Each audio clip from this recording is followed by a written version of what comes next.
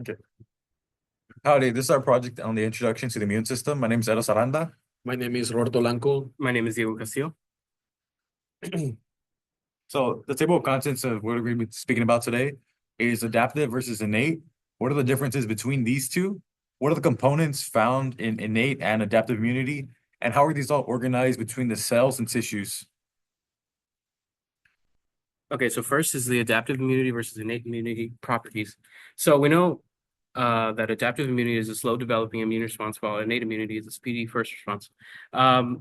Innate and adaptive immunity are the two primary branches of the immune system. Innate immunity being the first line of defense against pathogens, and adaptive immunity being the one that develops over time and is more specific. When looking at innate immunity, it is nonspecific and speedy when reacting to a pathogen or foreign object in the body. Its primary job is to neutralize it quickly to prevent further damage. Since it is quick and mainly responds to classes of microbes, it has no memory of previous encounters with a pathogen. As for adaptive immunity, it has memory, and it can distinguish antigens and respond to them. It develops slowly since it needs previous encounters with that pathogen to recognize it and thus eliminate it. It becomes more substantial with exposure since it builds memory and better responses to each pathogen. Though adaptive immunity is slower, it is more effective. It has memory and can understand the best approach to eliminate a threat. So, what are the differences and how do they help each other? Well, just to keep it brief here, quick versus specific. When thinking of innate versus adaptive immunity, speed is always thought of. But the biggest factor is that adaptive immunity has memory, where innate does not. They help each other because innate will respond first, then adaptive will take over immediately. So, innate and adaptive immunity are different in that one is a quick response to a pathogen and the other is slower, but more specialized defense. Of course, the most significant difference between the two is that innate immunity has no memory. It is quick, non-specific response to a pathogen, whereas adaptive immunity develops over time with memory of the pathogen from a previous encounter. If they are so different, how can they help each other?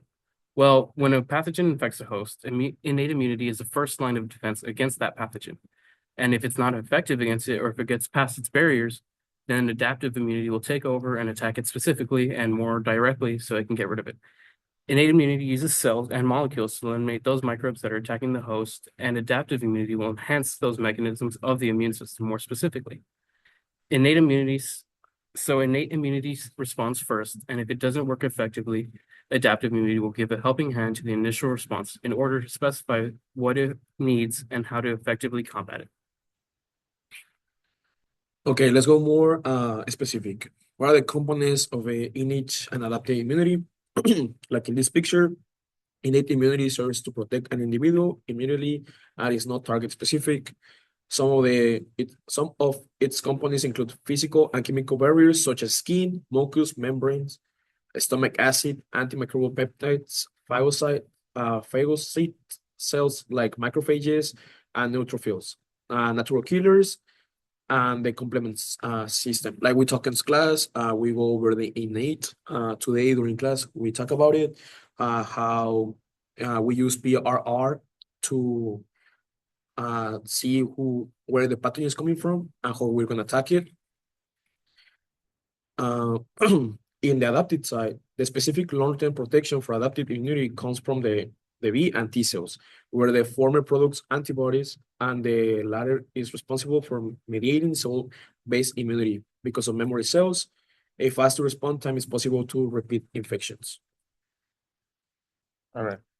Now, how is this all organized? Because one thing to take in mind is the fact that the immune system isn't just one cell or one tissue. It's a culmination of a bunch of different cells and a bunch of different tissues. So the cells and tissues of the immune system, they're organized in a way that allows them to work together to detect and eliminate pathogens in both the extracellular and intracellular environments. This means they work on the large scale surrounding going through the blood, everything, organs, and also within the cell to take out any infecting cells, viruses, or compromised cells. So there are different organs, such as primary immune organs, which are composed of bone marrow and the thymus, that are responsible for producing and nurturing immune cells. These produce cells such as naive lymphocytes, which are there to remain in wait to meet an antigen, memorize it, and then be able to fight against it even quicker should there be a repeat infection. Working alongside these organs are the secondary lymphoid organs. These are comprised of various organs such as the spleen, lymph nodes, and mucosal membranes. These are areas where the naive lymphocytes, just previously stated, remain until they're activated by antigens.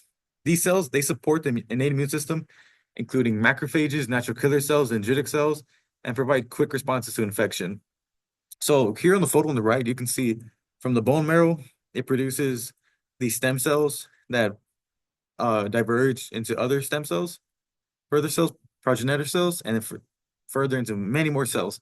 So it just shows you the bone marrow is able to produce a plethora of cells for the immune system that are all important.